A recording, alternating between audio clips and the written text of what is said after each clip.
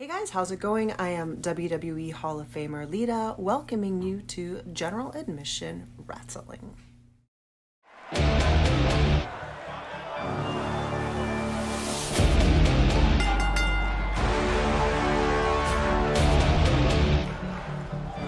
Hey folks, welcome to GAW Dark, coming at you from Atlanta, Georgia, the former home of the WCW power plant. And we begin tonight with Damian Martinez in his final tune-up before he teams with world champion Aleister Black on Friday. Those two will take on Jay White and Drew McIntyre. It is going to be a phenomenal match. I can't wait to see it.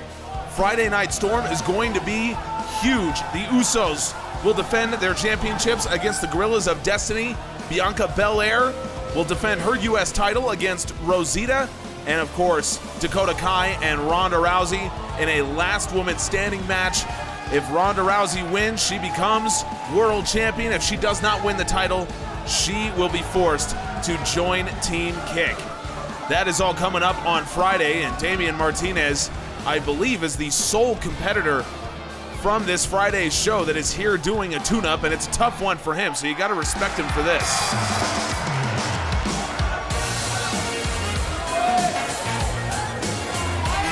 It's a tough position to put Damian Martinez in to go up against Tyler Bate, a man of Tyler Bate's ability and skill. But Martinez is willing to step up and face the challenge.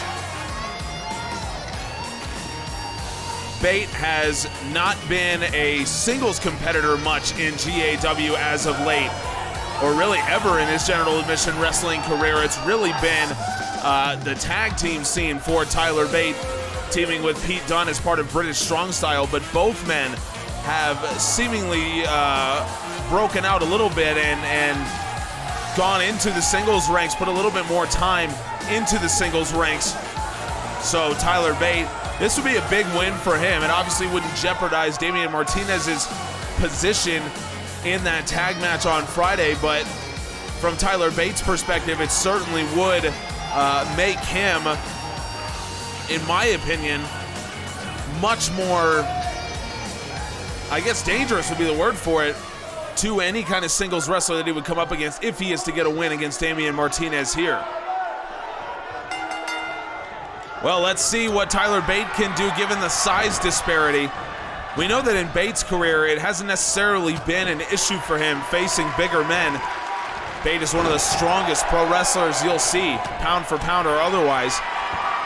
His great battles with the mighty Walter will attest, and Damian Martinez turned the flatliner into a Uranagi, and Tyler Bate recognizes the danger and kicks out. Damian Martinez is different than a lot of bigger men that you'll see. He certainly moves a lot better than most men his size. 6'6", about 250 pounds. And he moves incredibly swiftly. His long legs really allow him to put a charge in the step, and now Tyler Bate with a rolling heel kick hits him right in the forehead. Martinez kicks out. Martinez is able to get up to speed quickly.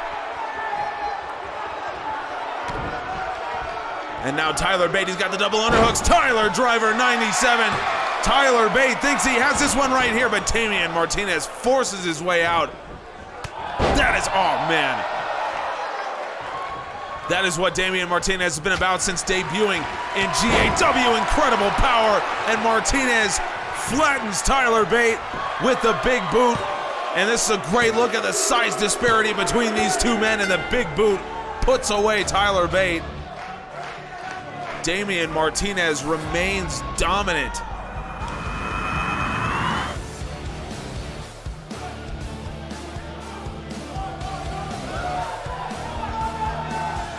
The big boot from Martinez is incredibly dangerous, made more so by the fact that he's gotten even faster since coming to GAW. We know the body transformation of Damian Martinez. It's been something that's been well talked about, well documented during his career, but even since coming to GAW, he's gotten faster, and that big boot just absolutely lays out Tyler Bate. Yeah, thanks for coming, Tyler, but it's not going to happen against Damian Martinez this time. Martinez remains undefeated, and this is certainly a great partner to have if you're Aleister Black going up against Jay White and Drew McIntyre. Once again, that goes down on Friday. But coming up next, Max Ultimate back in action.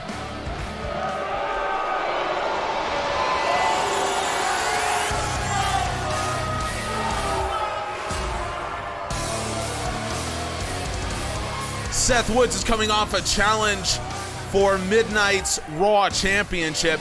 He came up just short in that one, but you can't hold that against him. Midnight has been one of the most dominant wrestlers in the world, maybe the most dominant. In fact, there was a conversation happening in our Discord the last couple days about dream matches for Midnight, who might be able to beat Midnight right now, and the consensus is almost no one will be able to step up against Midnight. By the way, if you want to join conversations like that and be part of polls, which we'll talk about later on, then please feel free to join our public Discord. You can find the link on our website, generaladmissionwrestling.com.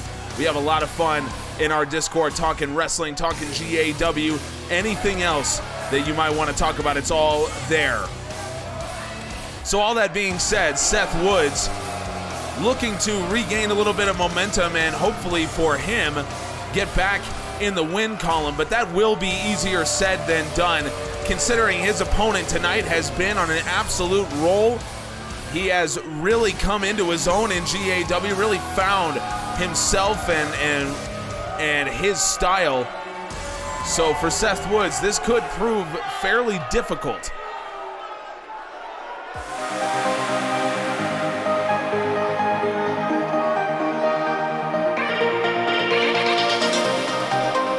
Last time we saw Max Ultimate was going up against Stefford Drummond, and Ultimate ran through Stefford. That was a few weeks ago right here in Atlanta. Ultimate absolutely massacred Stefford Drummond in that one. It's one of the most dominant victories we've seen on GAW Dark, and that to me really means that Ultimate is ready to take the next step, and certainly he feels as though he's ready to take the next step after that dominating performance. So whether that next step is soon, maybe Max Ultimate fancies himself a challenger to the Raw Championship. He is facing a former two-time challenger in Seth Woods. Now we'll really have to see.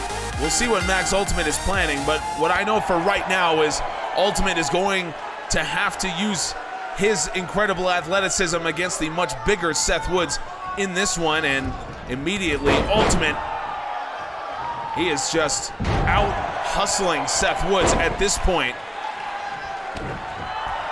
Gotta watch out for the spinning heel kick from Seth Woods, something that he has actually spoken to Aleister Black about ever since Woods came to GAW. He's done a little bit of MMA training with the world champion. And so that kick has become even more devastating. Not as dangerous as the Black Mass, of course, but then again, what else is? Max Ultimate with a DDT. Got some real leverage there on the taller Seth Woods, and now Ultimate into a dragon sleeper. Seth Woods able to free himself from that, but again, Max Ultimate too fast and really mixing up his game. There's a lot of variety into what Max Ultimate is doing here. That's been part of what has made Ultimate so good. It's part of what has made him such a threat recently, and now Ultimate with a straitjacket. Seth Woods trying to bust his way out of it, and he does. Maybe a little bit of a mistake for Ultimate to try to lock in a submission against a guy as big and strong as Seth Woods is, but what are you gonna do? Ultimate trying to do something, and Seth Woods with a pile driver. Seth Woods really stuck him with that one, and now Woods into the cover. Max Ultimate kicks out.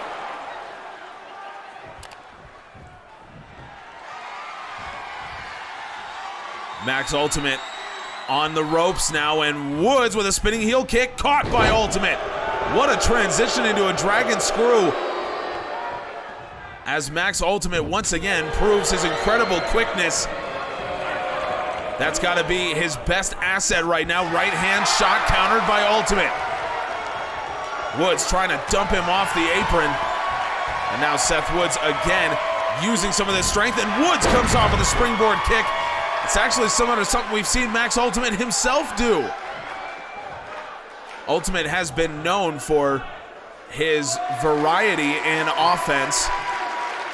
He's won matches against a variety of opponents with several different moves, whether it's the max damage, the buzz killer, the springboard kick, butterfly suplex. We've seen a lot of it from Max Ultimate, closely mirroring Midnight. We just saw Midnight put away Seth Woods with a splash, which is not something that we've ever seen Midnight do, much less to win a match. Max Ultimate now, his first cover here. The fans meet it with rousing enthusiasm, but it's not enough to put away Seth Woods.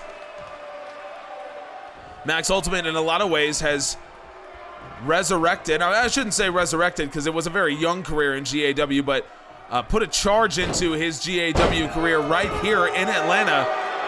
So the fans have become attached in a big way to Max Ultimate because they've seen him grow and develop so much in front of them. There's a lot of loyalty both from the fans to Ultimate and from Ultimate to the fans.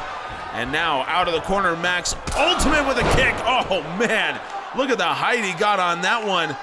And you could hear the contact from here as Max Ultimate plants Seth Woods with a well-placed kick to the temple. Ultimate not done yet. Maybe looking to get Seth Woods up onto the shoulder for the max damage. But Seth Woods just too quick. Sidesteps, and now Seth Woods, he's got the double underhooks in, and Woods with a face buster. That is the strength of Seth Woods on full display. Max Ultimate again kicks out at 2.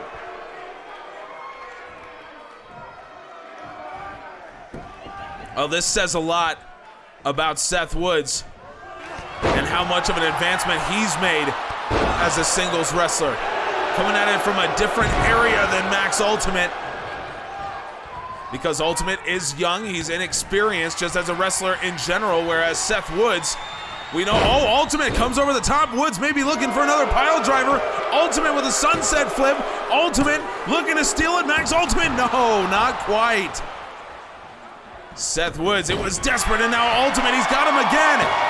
Ultimate with a victory roll, and again, Seth Woods avoids disaster just barely halfway through this match. Again, Max Ultimate quicker than a hiccup, this kid.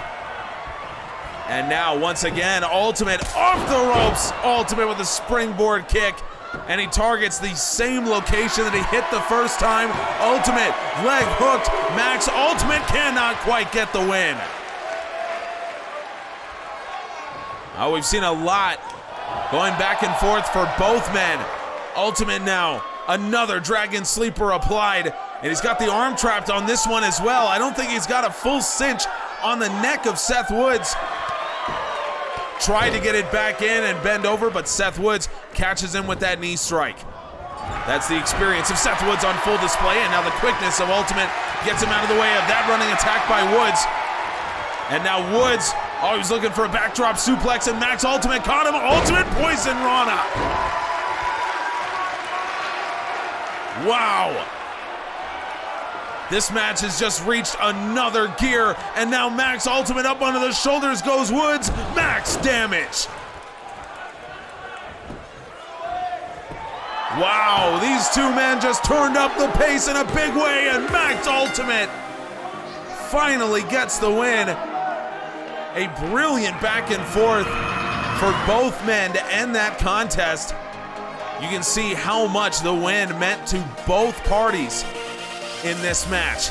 Here's another look at Seth Woods trying to get Max Ultimate up for that pile driver for a second time. Could have ended Max Ultimate right there, but the quickness of Max Ultimate, he goes all the way up and over and nearly steals the match from Seth Woods. And he almost did it again here with that victory roll. Max Ultimate proving how dangerous he is and how athletic he is. One of the biggest things that Max Ultimate has done to improve his fortunes in GAW is add even more variety to his offensive game. It feels like every time we see him out here, he's doing something new. He's trying something new, and oftentimes now it's working as Max Ultimate picks up yet another win in front of the Atlanta faithful.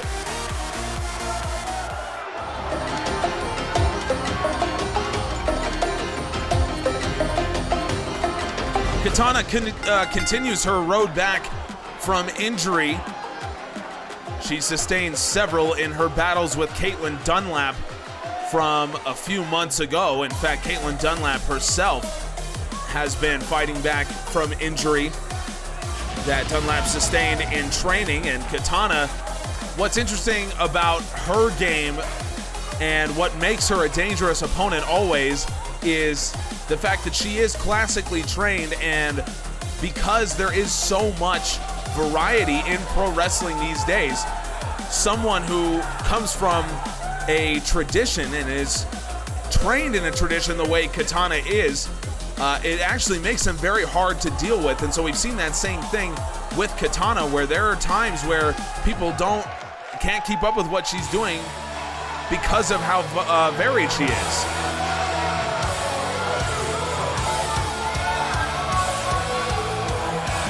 Christine Buckley, on the other hand, comes from a very new tradition. It's a tradition that's so exclusive, it's only shared by one other person. One of the most successful female wrestlers probably in history, to be honest with you. That being Becky Lynch, Christine Buckley's trainer. And we talk about it every time, and Christine has said that she wants to be more than just Becky Lynch's student, and I think in a lot of ways she is. A 3-5 record in GAW would attest to that. But I do think there's something to be said for the quality of your trainer, and there is almost no wrestler of higher quality than Becky Lynch. So Christine Buckley has taken a lot of those lessons, really taken them to heart, and you can see them affect her game. Obviously, the buckshot, the Fujiwara armbar, is directly learned from Becky Lynch, but we've seen Christine Buckley utilize a devastating exploder suplex as well. There's a lot that Christine Buckley has done to improve herself, but here is a good look at Katana's style of offense. Very traditional, very martial arts based. She is a 4th degree karate black belt, is Katana. So it makes this a very interesting stylistic clash, because Christine Buckley, in my opinion, would be considered a brawler. Certainly a heavy striker, and Katana is a martial artist, classically trained, and a very, very good one as well. She's been a representative of Japan at the Karate World Championships 3 times. So this is someone who is a very, very high-level martial artist. Now, how well does that translate to your attack as a wrestler? That is the real question. We know that Katana's defense is helped out by her martial arts experience, but how about her offense? And Christine Buckley, that is some devastating offense right there. Buckley looking for the left arm of Katana. We know what could be coming out of that, and Buckley with an exploder suplex. I talked about how devastating that's been, how great of an offensive option it's been for Christine Buckley, but she's just going to continue, and Buckley with an arm trap suplex, and you can see Katana really feeling the effects of that suplex in her left arm. Buckley again looking for that same arm of Katana. This is something that Buckley has wanted to continue with, and now Buckley takes her down, single arm takedown, and she's got that left arm in the buckshot. Buckley wrenching back on the left arm that she's been attacking for most of this match. Katana trying to play defense, and she does wrench her arm out of the buckshot of Christine Buckley. Katana with a Frankensteiner to answer, but that left arm is not healthy right now. I think that much is clear. That arm is not in a good way. Now Katana trying to come in for a double leg takedown, Christine Buckley throws her off, but Katana with a heavy right. Buckley tried to celebrate in the face of Katana, and that's the one thing that Christine Buckley maybe could work on. You know, obviously her trainer is known as being, well, a little brash, a little arrogant possibly. Christine Buckley maybe exhibiting those same qualities. Katana's managed to fight her way out of the exploder suplex and the buckshot. So Christine Buckley, this is a good test for her. How far has she come?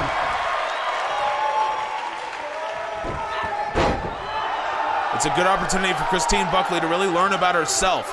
What does she have? And now Buckley again traps the left arm, but has Katana into this face breaker situation.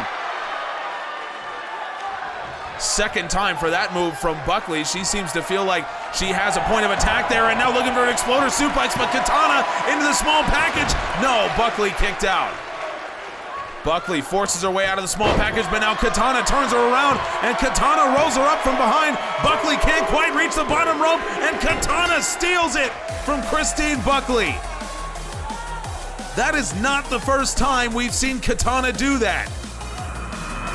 It is so difficult in a company with the quality of general admission wrestling to outthink, to outquick anyone like that. But Katana has done it several times. She did it famously to Caitlin Dunlap.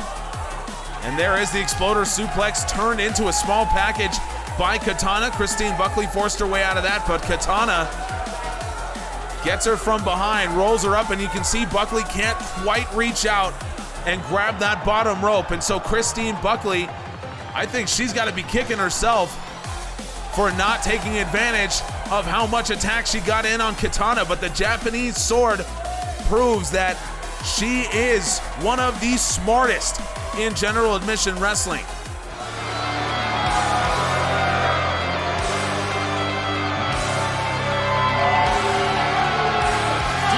To see these guys again. I am getting tired of seeing TMDK. I gotta be honest with you. I try to be unbiased, but I am getting tired of seeing Shane Thorne and Nick Miller. Now, thankfully, only one of them is competing tonight. Shane Thorne competing in the singles arena for just the third time in his GAW career. But if you are a fan of the Academy, then you've probably seen far too much of these two men. They're responsible for costing Kurt Andrews his Academy title. They helped Flyboy cheat to win. Thankfully, they're not going to get away with it for very long. We know that Flyboy will have to defend against Kurt Andrews at Northern Lights next month, but I'm still getting tired of it.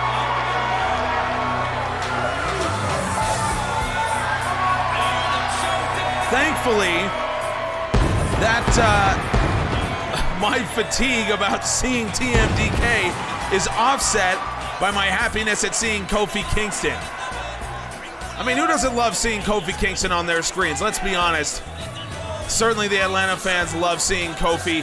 Former Intercontinental Champion Kofi Kingston. Go check out the website, generaladmissionwrestling.com. You can see Kofi's Intercontinental title reign. You can go watch every match from that reign. You can go see how it happened. You can see his 2 straight wins over Adam Cole, the former Intercontinental Champion. Hopefully, Kofi Kingston has the ability to put Shane Thorne in his place right now.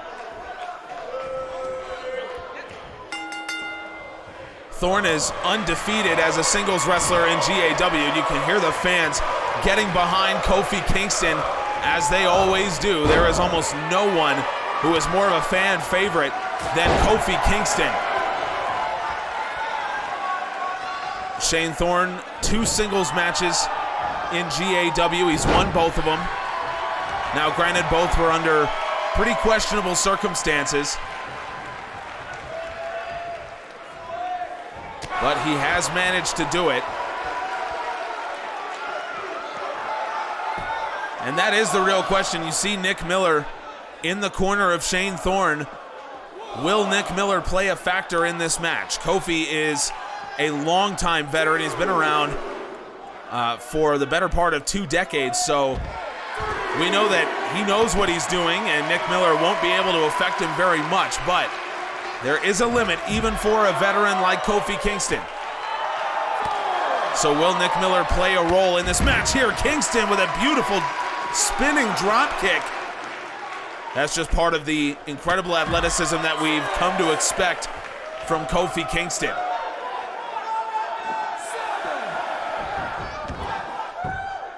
I don't know if there's anyone who has the explosive power at this size that Kofi Kingston does. Oh, look at that. Nick Miller sliding a chair into the ring, and he did it below the feet of Shane Thorne and Kofi Kingston, so the referee didn't even see it. You might have a good look at it now. Shane Thorne and, oh, Kingston goes in for the jumping clothesline, but he landed knee first onto that chair. That is the first of what I anticipate to be several Nick Miller involvements in this one, but now Kofi Kingston giving Shane Thorne a taste of his own medicine. Heavy right knocks him off the apron, and now both men into the ring. The referee's seen the steel chair. Shane Thorne looking for a lariat. Kofi Kingston ducks underneath. Beautifully done. Trouble in paradise. Kofi Kingston rolls him over into the cover. The referee distracted by Nick Miller. Nick Miller knew he couldn't get Kofi Kingston, so he decided to go for the referee. How typical is that? From someone of the low moral character of Nick Miller and Shane Thorne. But Kofi Kingston, he is a veteran, and you got to do more than that to phase him. So Kingston remains in this match, and he continues to fight. It's exactly what we expect.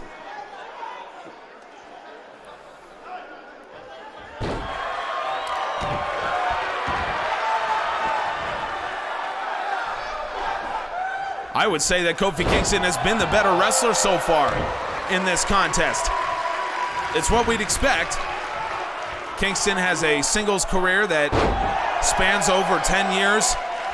And now Nick Miller decides that he wants to get involved. I think Kofi should just hit him right now. Shane Thorne now trying to get to his feet, but Kofi Kingston obviously heard the footsteps behind him, and Kingston right back on the attack. Trouble in paradise again. The first one should have done the job. The second one, I think, will. The referee's ignoring Nick Miller, and Kofi Kingston blows through Shane Thorne in a well-deserved win. Nick Miller tried to do everything he could. There's the first trouble in paradise, and you can see that was clearly a win for Kofi Kingston, but the referee distracted by Nick Miller, and there is the second. Right after Nick Miller tried to distract Kofi Kingston. And Kingston wasn't having any of it. The wily veteran fights off both Shane Thorne and Nick Miller. And you can see that they have both ran away with their tails between their legs. They want nothing to do with the former Intercontinental Champion Kofi Kingston, and I don't blame them.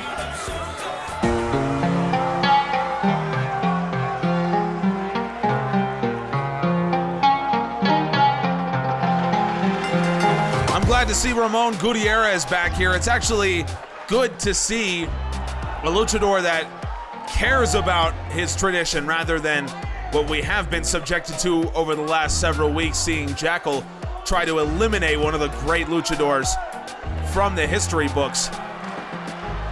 Now, Ramon Gutierrez, I'd like to hear a comment from him maybe at some point about the mask versus mask match between Jackal and La Tortuga Roja, because of course Ramon Gutierrez has fought in mask versus mask matches before. Now, he came up, trained in Mexico, so he is familiar with that type of match and what it means to its competitors. But for right now, I think he just cares about winning, and you got to respect him for that.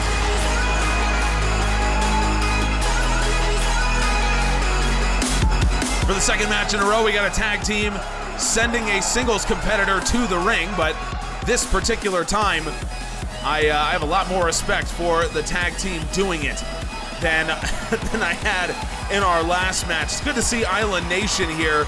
They came up short in a challenge to become the next contenders for the Titans Tag Team Championships. War just absolutely throttled these guys. But you can see that their attitude is just about the same as it always is.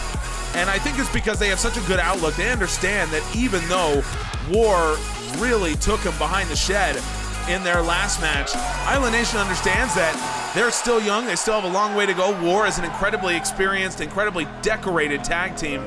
So there's still a long way to go for these guys. But in singles action today, it is Eddie Tonga representing Island Nation. Now we'll see what Ramon Gutierrez is able to do against Tonga, making his singles debut in GAW. Now he may be making his singles debut here, but he is a singles wrestler. That's how he fought for most of the beginning of his career. In fact, he began teaming with Yamamoto Kobayashi only about a year ago. So at 24 years old, Eddie Tonga spent a lot of his early career in the singles ranks. Gutierrez looking for a big knee, and now drop toe hold as Tonga came back to answer. How much experience does Eddie Tonga have against luchadors like Ramon Gutierrez? I don't think it's a lot, to be honest with you, but he's getting a good look now. Ramon looking for a flying knee, and Eddie Tonga sidesteps that one in a teardrop suplex. You can be sure that Kobayashi is not going to get involved the same way Nick Miller got involved for Shane Thorne. I'm sure we can all be thankful for that, but Ramon Gutierrez, turned Tonga around, and Gutierrez with a modified backdrop. This is the difficulty of facing a luchador. The style is so much different from anything that you would be used to coming from any kind of traditional background. So that's why I'm wondering if Eddie Tonga will be able to compete with Ramon Gutierrez right now. Skill for skill, I think these two are fairly equal. But Ramon has such a different style from Eddie Tonga. Tonga trained in American Samoa. Not part of the Samoan dynasty that we all know and love, but he was trained there and spent a little bit of time training under Afa and Sika. And Dorota from Ramon Gutierrez. No training from the Samoan dynasty will help you with that one. Gutierrez spoils Eddie Tonga's debut as a singles wrestler. But again, that is the lightning quick feet of Ramon Gutierrez at work. The Dorota puts down Eddie Tonga. Dorota Spanish for defeat. And that is aptly named because when that does happen, it is almost certain defeat for the man on the other side. So Ramon Gutierrez picks up yet another win. This man, keep an eye out for him right now, folks. Ramon Gutierrez charging up the leaderboards right now in GAW. This win puts him at 5-1. Coming up next, Ruby Riott. She has gotten a whole lot of support from our fans, and she is back in action.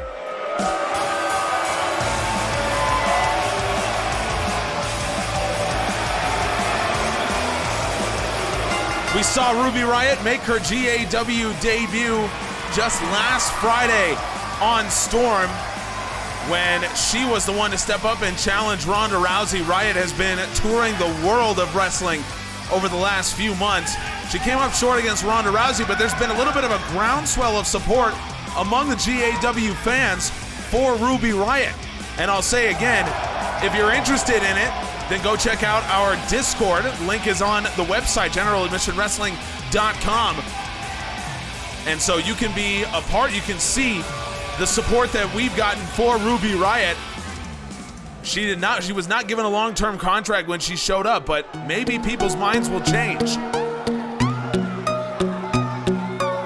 Ruby's opponent tonight was also selected by our GAW fans, once again over on the Discord. So I mentioned earlier, you can be a part of some pretty important polls, and this is one of them.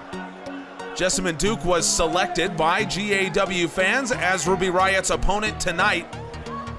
So that could potentially mean that Ruby Riott could get her first win here in GAW. Jessamyn Duke has been a bigger and bigger part of the women's division in General Admission Wrestling ever since she returned from what easily could have been a career-ending injury, yet here she is. This is now her 7th match in GAW, a 2-4 record coming in. Once again, coming from the injury that she has dealt with, really says a lot about her character, where she's been, what she's done. But she's got a different challenge against Ruby Riott today.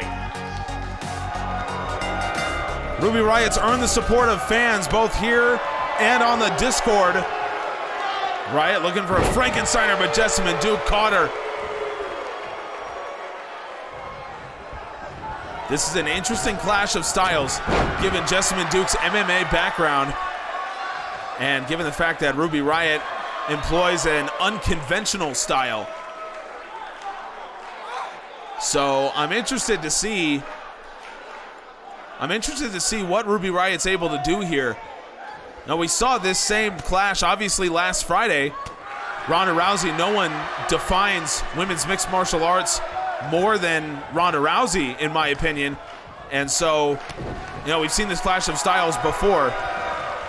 So maybe Jessamyn Duke will be able to do the same thing that Ronda Rousey did. Oh, that Hurricane Rana basement style, that's not gonna help. But that's the sort of thing Ruby Riott can do. You wouldn't think that someone who is a brawler who comes in with Ruby Riott's style would be able to dial up athleticism like that, but yet she certainly can. It's what makes her very dangerous. Irish whip off, and Ruby Riott catches her with a huge drop kick. First cover of the match here from Riott, and a kick out at 1 from Jessamyn Duke. So Duke knows that even though Ruby Riott is the story going into this, that all eyes are on this match because of the fan support, and Ruby Riott again pounces on Jessamyn Duke with a basement Hurricane Rana, spikes her head first, and now Riott with a diving senton. So once again, you talk about unpredictability, unconventional style. Ruby Riott, you wouldn't think that she comes off the top with a huge senton, and yet here she is. Jessamyn Duke now introducing her to that top turnbuckle. That is Ruby Riott's first introduction to that particular turnbuckle in GAW. So welcome to the club, I guess you could say. Cover here from Jessamyn Duke, and another kick out from Ruby Riott.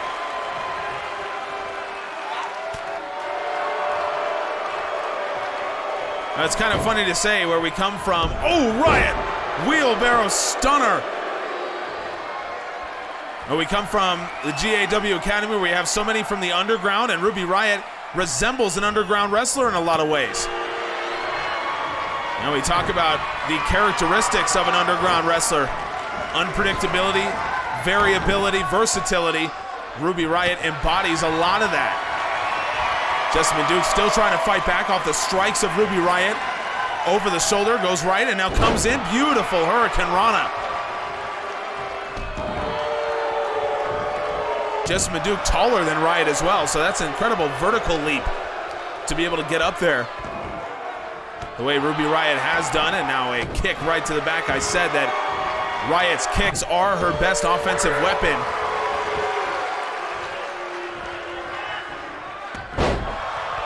Riott fights with such intensity. That's part of what I believe draws fans in, because you do really get a sense of how bad Ruby Riott wants to win, and Jessamyn Duke wants to win just as bad. Roundhouse kick nearly takes Duke off her feet, and a Riott kick. Oh, that is beautiful stuff from Ruby Riott. Leg hooked for Riott, and Ruby's got her first win in GAW. And could you think of a better way to do it? Ruby Riott ducks the roundhouse and turns it into a Riott kick.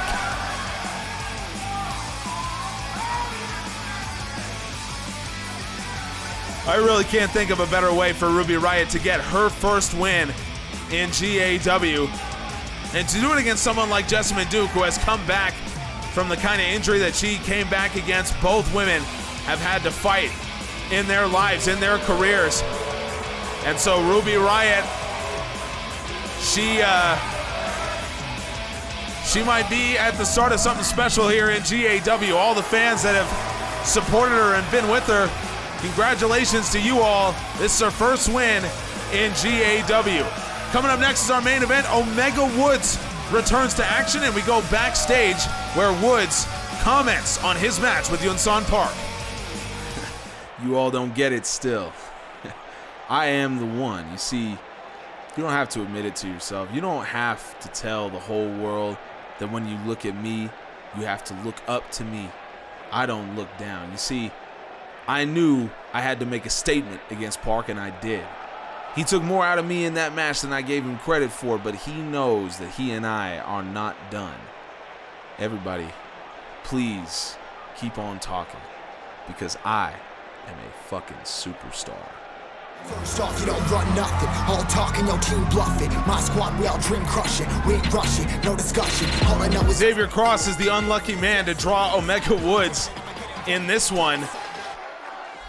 Woods has been on a tear, still undefeated, coming off a draw with Yunsan Park at America the Beautiful 2. So Xavier Cross, the good thing about Cross is you can't really tell what he's thinking. Now he has that poker face, and I think that comes from years of playing hockey where you cannot show any kind of fear at all. So I think that Cross has made heavy use of that because it's hard to tell whether he's intimidated by the prospect of fighting Omega Woods right now.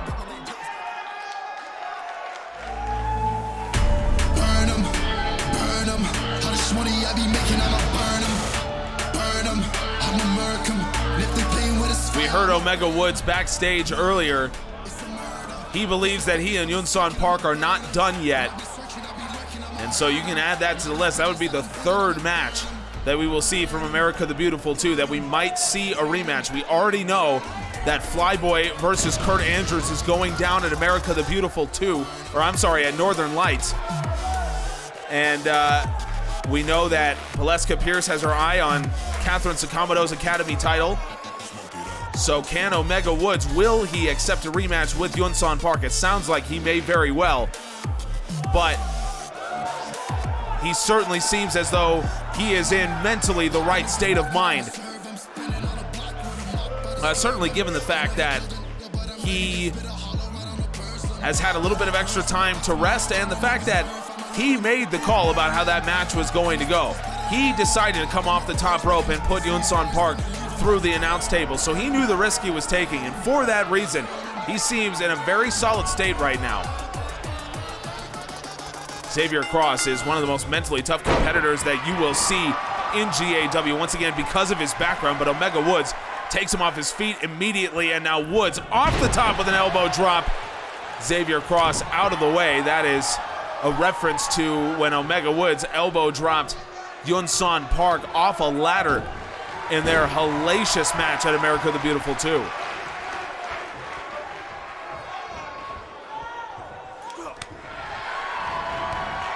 I don't know if Xavier Cross is going to be able to outstrike Omega Woods right now. Cross may be a terrific dirty boxer from his time in hockey, but Omega Woods is a 5-time UFC light heavyweight champion, and he's put on some muscle even after that. The light heavyweight limit in the UFC is 205 pounds. Omega Woods now weighs in at about 230. So he's even put on some weight since his time dominating the Ultimate Fighting Championship. And this is a good example of the added power that he has been able to tap into, and a roundhouse kick.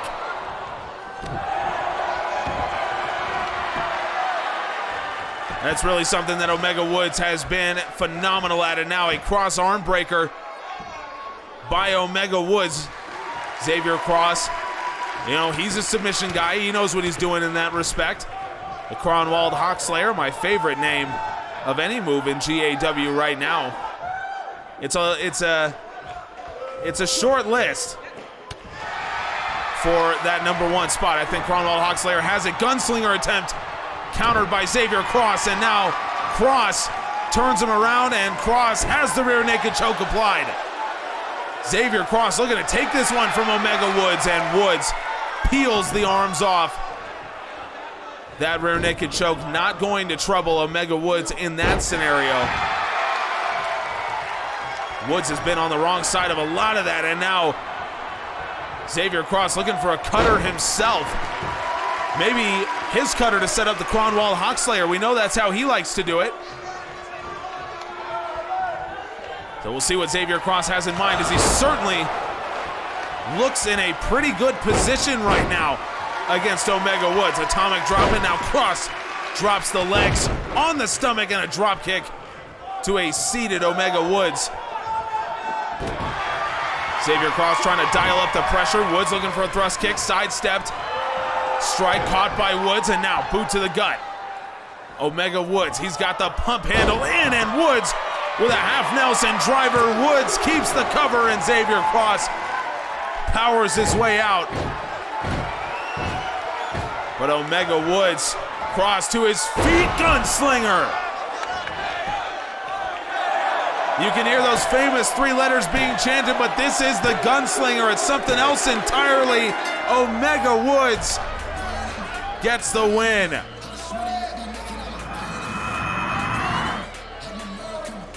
Wow, Xavier Cross, that is a great showing from him, in my opinion. I think he looked great in this match. So pay attention to Xavier Cross. Know that this is a guy that might be able to do something in GAW. I mean, we knew that from the beginning, but seeing him do it against a man of the ability of Omega Woods really puts things into perspective for you. Omega Woods gets another win, and with the statement from earlier to Yunsan Park, those two aren't done. I'm excited to see Yunsan Park and Omega Woods lock horns once again. Thank you so much for joining us here on GAW Dark, ladies and gentlemen. We'll see you on Friday for Friday Night Storm, a massive show coming at you. Main evented by Dakota Kai versus Ronda Rousey, last woman standing for the World Championship. I can't wait for that to go down. Subscribe so you know exactly when that drops. We'll see you on Friday. We appreciate you.